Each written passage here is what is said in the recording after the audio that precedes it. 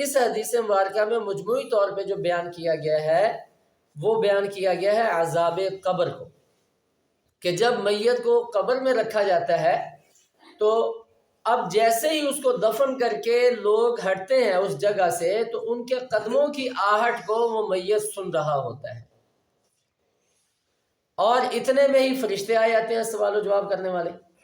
تو اس سے ایک مسئلہ تو ہمیں یہ معلوم ہوا کہ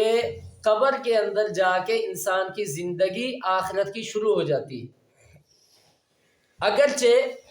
ہم لوگ اس کا مشاہدہ نہیں کر سکتے۔ جیسے اللہ تعالیٰ نے انسان کو ماں کے پیٹ کے اندر چوتھے مہینے زندگی عطا فرما دیتے ہیں، لیکن 9ویں مہینے تک پیٹ سے بچے کا نکلنا، 9ویں مہینے سے پہلے اس کی زندگی باقی رکھنے کے لیے خطرہ ہوتا ہے۔ 9ویں مہینے میں اللہ تعالیٰ اس کو یہ دنیا کی زندگی عطا فرما دیتے ہیں،